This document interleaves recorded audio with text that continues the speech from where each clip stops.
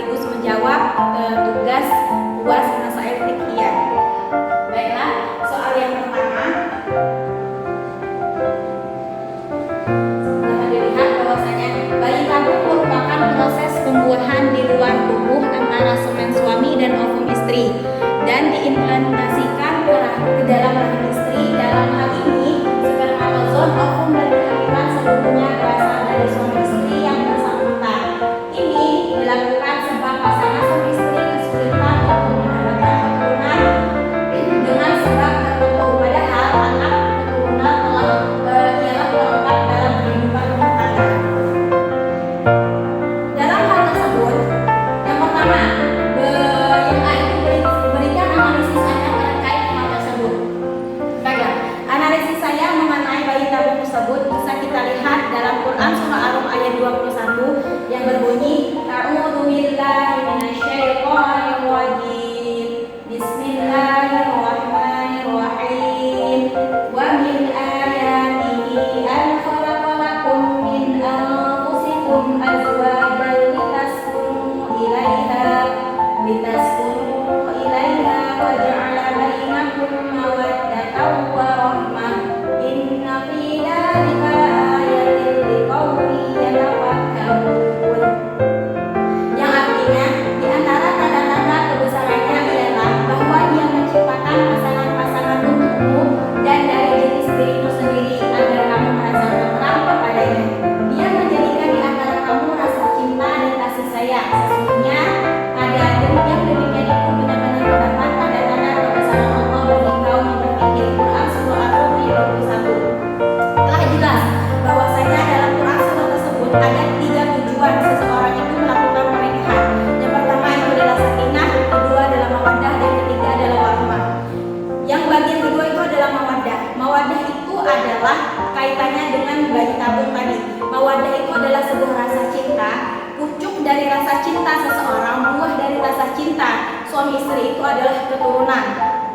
Akan tetapi ketika seseorang itu melakukan suatu pernikahan akan banyak cobaan. Salah satu cobaannya itu adalah orang yang telah lama melaksanakan pernikahan itu belum juga dikaruniai anak. Telah banyak mereka lakukan seperti pengobatan tradisional, secara alami dan lain sebagainya. Tetapi pada Allah belum mengizinkan untuk itu semua. Kita sebagai manusia itu dilarang untuk berputus asa. Masih banyak cara lain yang harus kita tempuh untuk memperoleh keturunan, untuk melengkapi rumah tangga orang yang menikah. Salah satunya itu adalah bayi tabung. Bayi tabung atau IVF dalam bahasa medis itu in vitro fertilization, itu adalah sebuah upaya kehamilan yang dilakukan di luar maksudnya tuh ketika sperma dan juga ovum istri itu diambil, pembuahannya itu dibantu dengan teknik medis atau dokter. Ketika telah berhasil pembuahan dan menghasilkan sebuah embrio tersebut akan dimasukkan ke dalam rahim si istri tersebut.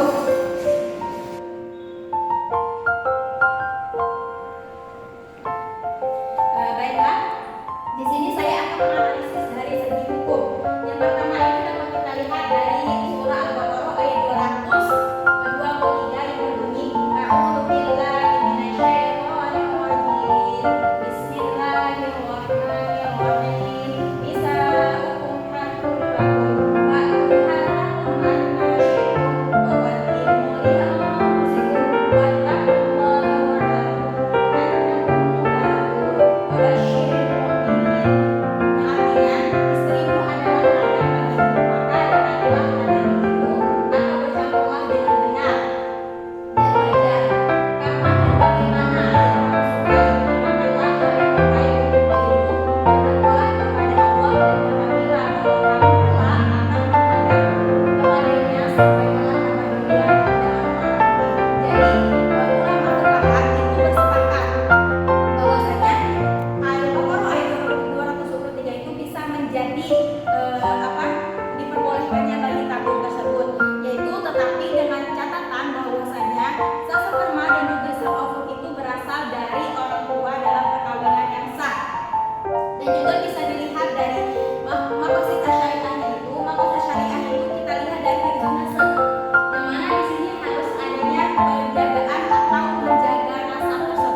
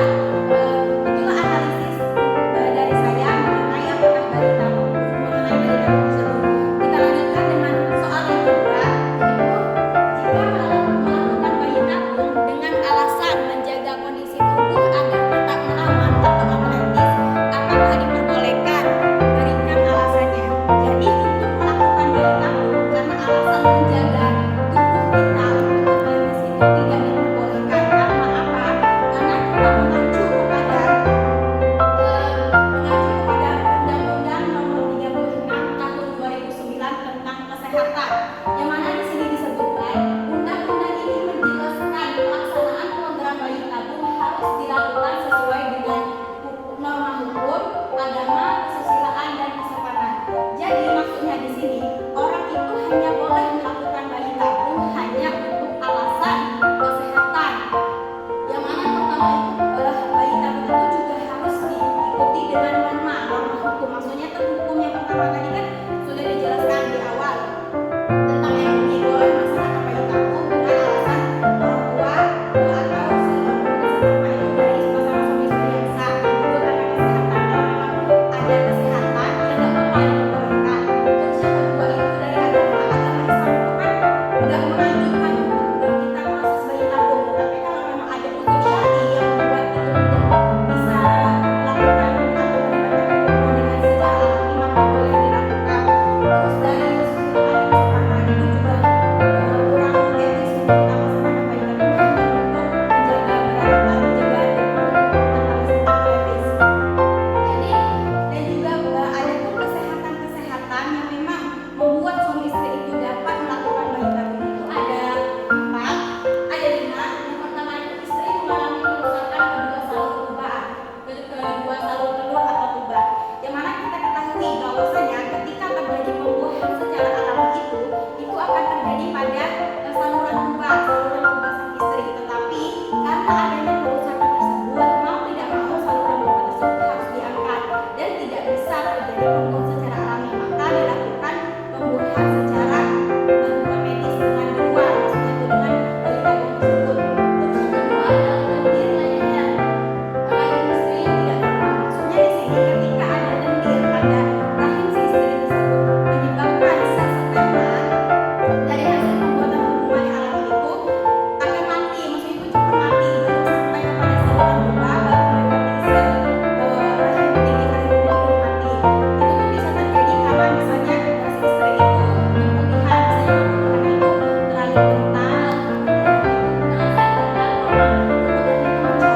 Terus yang ketiga itu tidak hamil juga setelah dilakukan endometriosis. Endometriosis ini yaitu adalah sebuah jaringan yang berada dalam dinding rahim si istri tersebut, yang mana biasanya itu banyak terjadi infertil atau tidak bisa hamil alami suka sama suami istri itu karena ada endometriosis tersebut. Endometriosis itu adalah sebuah yang mana saluran jaringan tersebut itu tumbuh di luar rahim si istri sehingga dilakukan tindakan pengobatan seperti operasi atau pengangkatan hal tersebut. Tetapi setelah ditunggu misalnya dengan jarak dari pengangkatan operasi sampai nanti 18 bulan itu belum juga sembuh atau belum juga menghasilkan keturunan melalui hubungan secara alami, maka itu boleh untuk melakukan bayi tabung. Terus yang keempat, suami dengan mutu sperma yang kurang baik atau oligosepermia. Maksudnya di sini si suami itu tidak memiliki kualitas sperma yang baik, seperti misalnya dalam keadaannya itu kecil atau gerakan itu lambat. Jadi boleh nggak apa-apa. Jadi ketika seseorang melaksanakan bayi tabung itu nanti sperma itu akan dipilih mana yang lebih baik untuk membuahi si ovum tersebut dengan bantuan dokter. Terus yang terakhir itu adalah tidak diketahui penyebab unexplained infertility. Maksudnya itu di sini tuh setelah dicek itu semua keadaan suami istri tadi sehat, tetapi nggak tahu apa gitu, sehingga dokter itu menyarankan untuk pasangan suami istri itu melakukan terapi hormon. Tetapi setelah dilakukan terapi hormon juga tidak berhasil, maka tidak apa-apa untuk melakukan bayi tabung tersebut. Lanjut. Terus tadi sudah dijelaskan mengenai apakah boleh atau tidak boleh. Kita lanjut kepada soal berikutnya, yaitu bagaimana pandangan hukum Islam dalam hal membesarkan janin, semen suami dan juga ovum istri pada rahim wanita lain. Jadi maksudnya di sini yaitu adalah suboroknon atau rahim pengganti ibu pengganti.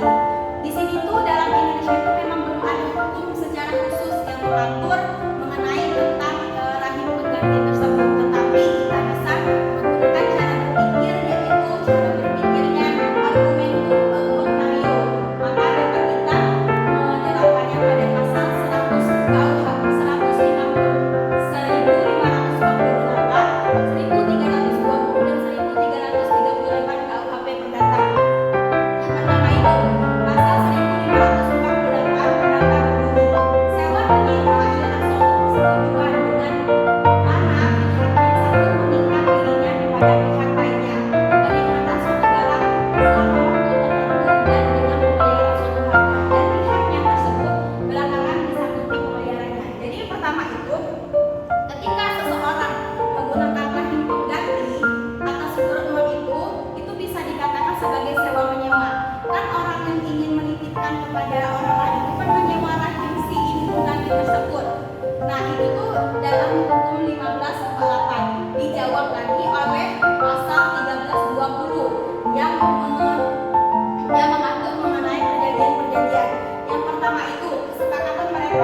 mengingatkan dirinya.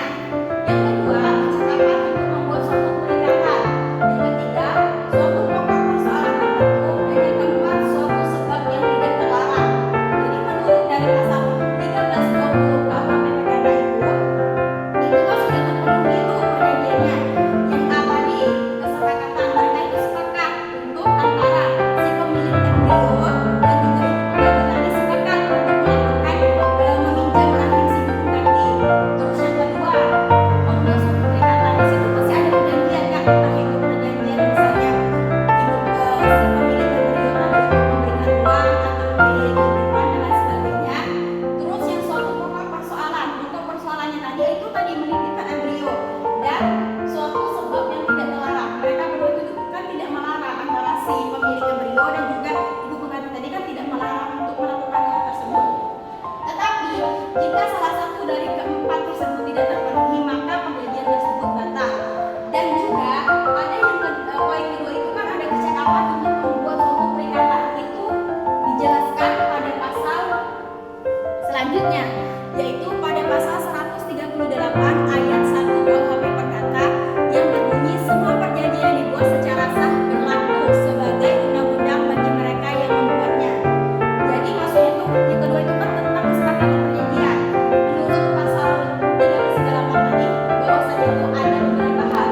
Mereka itu boleh membuat bagaimana perjanjian tersebut. Isinya itu enggak negara itu enggak mengatur, itu terserah kedua belah pihak tersebut. Jadi kalau menurut ini itu memang tidak apa-apa selama perjanjian tersebut tidak batal. Tetapi itu memang boleh dilakukan baik sebuah uang tadi. Tetapi kita menilik lagi kepada undang-undang selanjutnya. Yang mana undang-undang selanjutnya pasal 42 Undang-Undang Nomor 1 Tahun 1974 disebutkan bahwa anak sah adalah anak yang dilahirkan dalam atau sebagai akibat dari perkawinan yang sah. Jadi kalau kita menilik dari undang-undang KUHP tadi itu memang boleh. Kita kembali lagi kepada undang-undang pasal 42 nomor 1 1974 itu. Anak yang sah itu lahir dari pasangan suami istri yang sah. Sedangkan ibu pengganti atau rahim pengganti itu kan tidak ada perkawinan yang sah dengan pemilik sperma tersebut. Dia hanya menampung embrio dari hasil pasangan, dari hasil sperma dan maupun si suami istri yang sah. Itu kan tidak ada perkawinan tuh antara si ibu pengganti. Jadi itu bisa dikatakan sebagai zina dan anak tersebut dikategorikan sebagai anak zina. Dan menurut hukum ini anak zina itu dianggap tidak sah dan nasabnya itu akan dinasabkan kepada ibunya. Begitupun dengan hak waris, nanti hak warisnya tidak akan mendapatkan hak waris karena dia bukan merupakan anak yang sah, bukan dari perkawinan yang sah. Dan juga pasal 99 KHI yang menjelaskan definisi anak sah, yaitu anak yang dilahirkan dalam atau akibat perkawinan yang sah dan hasil pembuahan suami istri yang sah di luar rahim dan dilahirkan oleh istri tersebut. Pasal 99 KHI itu juga menyebutkan bahwasanya anak yang sah itu secara agama dan juga secara negara itu yaitu anak yang dilahirkan dari pasangan suami istri yang sah menikah secara agama dan juga secara negara. Dan kalaupun mereka melakukan bayi tabung, mereka itu anak atau embrio tersebut akan dilahirkan oleh istrinya yang sah. Jadi begitu penjelasan untuk persoalan nomor 1. Jadi baiklah, saya akan menjelaskan persoalan kedua, yaitu Islam membolehkan poligami dengan jumlah wanita yang terbatas dan tidak mengharuskan umat yang melaksanakan monogami mutlak, dalam artian seorang laki-laki hanya boleh beristri seorang saja dalam keadaan dan situasi apapun. Poligami dilakukan sebagai jalan keluar untuk mengatasi penyaluran kebutuhan si laki-laki supaya tidak termaksiat atau zina yang dilarang Islam atau sebab lainnya, seperti mengurusi bidang usaha tertentu sehingga membutuhkan istri lebih dari seorang istri. Pertanyaannya, yang pertama, setujukah Anda dengan poligami? Jika setuju, berikan alasannya, dan jika tidak, berikan alasannya dengan argumentasi yang logis dan akademis dengan dilandasi sumber yang relevan. Baiklah, saya akan menjawab. Saya tidak setuju dengan poligami karena yang pertama itu kita bisa menilik dari memang dalam ketika banyak laki-laki para suami atau laki-laki di luar sana yang merujuk kepada Quran surah An-Nisa ayat 3 itu yang bantu ma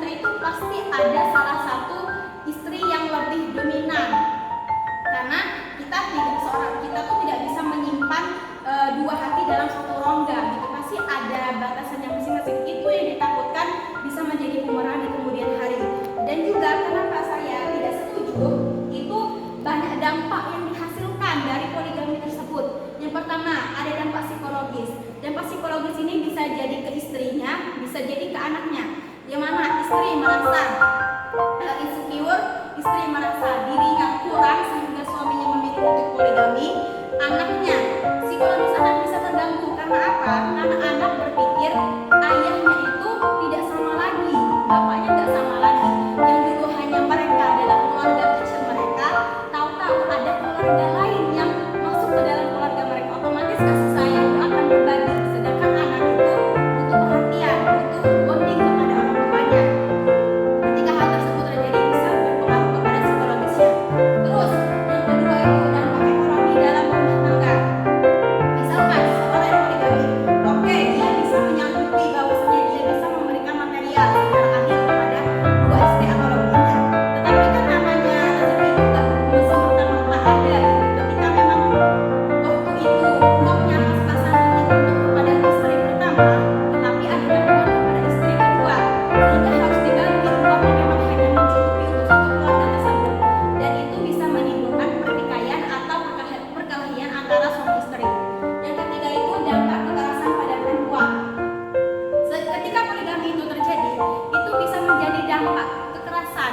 Misalnya seperti ini, ketika suami itu pulang ke rumah istri keduanya itu mentreatment dia dengan sangat baik. Ketika dia pulang kepada istri pertama, ya namanya juga orang awalnya mungkin sakit hati atau kayak gimana, itu berefek kepada cara pelayanan dia kepada suami, itu membuat suami itu marah sehingga ada kekerasan kepada istrinya. Terus yang terakhir itu adalah dampak kesehatan. Orang yang poligami itu bisa berdampak kepada kesehatan seperti HIV. Karena apa? Karena dia sering ganti-ganti pasangan. Istri pertama, istri kedua, walaupun dalam keadaan yang sah perkawinan secara agama dan juga negara, tapi itu bisa juga berdampak kepada kesehatan. Selanjutnya, pembahasan selanjutnya yaitu tentang bagaimana pandangan hukum Islam, hukum negara, undang-undang dan hukum Islam terkait kasus poligami. Pertama itu dari hukum Islam. Sayyid Muhammad Rashid Ridho mengatakan bahwa hukum poligami itu boleh, sebab dalam hukum Islam secara mutlak tidak mengharamkan dan tidak pula memberikan dispensasi kelonggaran dengan mempertimbangkan bahwa watak yang dimiliki laki-laki harus mampu dalam berbagai bidang, termasuk dalam perkawinan yang cenderung melakukan poligami. Jadi Sayyid Muhammad Rashid Ridho ini menyatakan boleh poligami, nggak apa-apa poligami, tetapi Islam pun juga tidak memberikan kelonggaran. Jadi maksudnya itu nggak ada dispensasi, memang boleh, tetapi nggak menyuruh enggak, tapi boleh melakukan. Karena laki-laki itu beranggapan dia itu kuat, gitu. Maksudnya dia itu mampu dalam segala bidang sehingga dia juga menganggap dia itu mampu dalam poligami. Menurut Imam Al-Ghazali, poligami dalam Islam itu telah memiliki aturan sama kayaknya seperti seorang laki-laki yang bujang ketika dia sudah mau menikah atau mendekati zina, dia dianjurkan untuk berpuasa. Begitupun dengan laki-laki yang poligami. Sebelum dia melakukan poligami, hendaknya dia berpikir apakah dia mampu untuk melakukan hal tersebut, apakah banyak mudarat yang ada ditimbulkan dari poligami tersebut. Jadi sangat tidak dianjurkan, ya. Itu menurut dari hukum Islam. Kalau menurut dari hukum negara, itu mengacu pada Undang-Undang Nomor 1 Tahun 1974 Pasal 3 Ayat 2. Itu menyatakan, dijelaskan bahwa seorang suami diperbolehkan beristri lebih dari seorang apabila dikehendaki oleh pihak pertama yang bersangkutan mendapat izin dari pengadilan. Jadi kalau menurut undang-undang itu tidak melarang seorang laki-laki untuk berpoligami, tetapi harus mendapatkan izin dari pengadilan dan juga persetujuan dari pihak yang bersangkutan. Istri dari izin dari pengadilan memberikan izin kepada laki-laki poligami itu dengan pertimbangan 4 hal. Yang pertama itu dengan pertimbangan 4 hal. Yang pertama itu istri tidak dapat menjalankan kewajibannya sebagai istri. Yang kedua, istri mendapat cacat atau penyakit yang tidak dapat disembuhkan. Dan yang terakhir itu istri tidak dapat melahirkan keturunan. Terus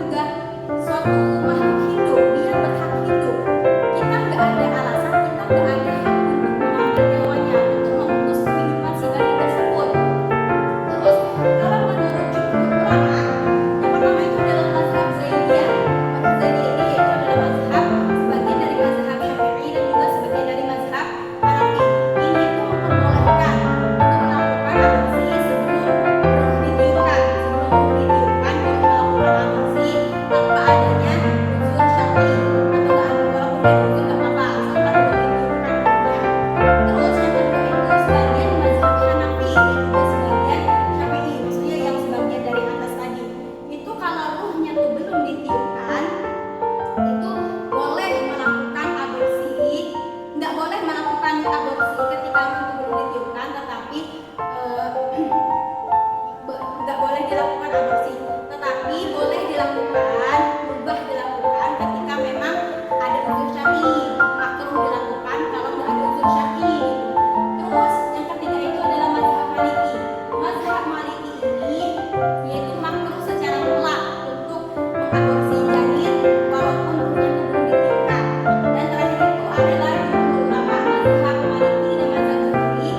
Di sini dia berpendapat bahwasanya haram secara mutlak untuk mengaborsi janin itu walaupun belum ditiupkan ruhnya. Karena apa? Maka berpedoman ketika air mani sudah memasuki rahim itu dilarang atau diharamkan untuk digunakan lagi. Itu kan untuk yang aborsi kalau ruhnya belum ditiupkan. Kalau aborsi yang dilakukan setelah ruh ditiupkan, para ulama fikih itu sepakat mengharamkan hal tersebut. Mereka mengacu kepada Quran Surah Al-Isra ayat 31 dan 33 dan juga Quran Surah Al-Kahf ayat 151. Yang ketiga itu kalau aborsi dilakukan karena keadaan darurat itu boleh dilakukan. Jadi nggak apa-apa kalau memang membahayakan. Terus kita lanjut kepada berikutnya. Yang terakhir, yang kedua itu adalah bagaimana jika melakukan aborsi dengan alasan terindikasi bahwa anak yang lahir nanti cacat, apakah boleh atau hamil? Berikan ketentuan hukumnya. Fatwa Majelis MUI dalam 2B ayat 1 nomor 4 tahun 2005 tentang aborsi janin terindikasi penyakit genetik. Keberadaan praktik aborsi kembali mendapatkan perhatian khususnya bagi kehamilan yang terindikasi penyakit cacat genetik.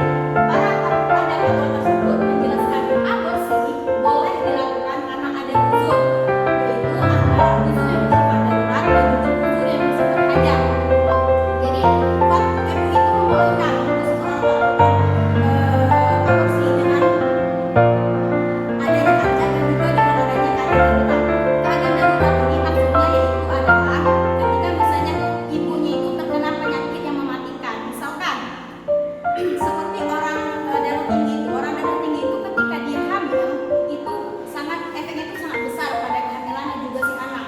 Dia itu nggak bisa kayak kalau memang nggak dijaga kesehatannya pas lagi hamil itu bisa berdampak ketika dia melahirkan nanti. Itu tuh bisa kalau memang dokter tidak menyarankan sesuai dengan bed list tadi, itu nggak apa-apa untuk digugurkan janinnya tadi karena untuk keselamatan ibu. Atau enggak misalnya si ibunya tuh terindikasi kena penyakit kanker TBC yang sudah parah yang harus mengkonsumsi obat. Nah ketika konsumsi obat ibunya itu akan lemah, itu kan mengancam nyawa si ibu. Ibunya tuh harus menanggung kehamilan dan juga harus mengkonsumsi obat untuk mematikan penyakit yang ada dalam tubuhnya. Karena untuk keselamatan nyawa si ibu tersebut maka boleh dilakukan aborsi karena untuk keselamatannya lain, karena untuk menyelamati ibu itu lebih baik daripada mempertahankan si janin tersebut. Terus yang kedua itu adalah keadaan hajat. Hajat ini maksudnya itu adalah ya tadi termasuk ke dalam janin yang terindikasi ke dalam cacat genetik. Jadi kalau memang janin tersebut telah terindikasi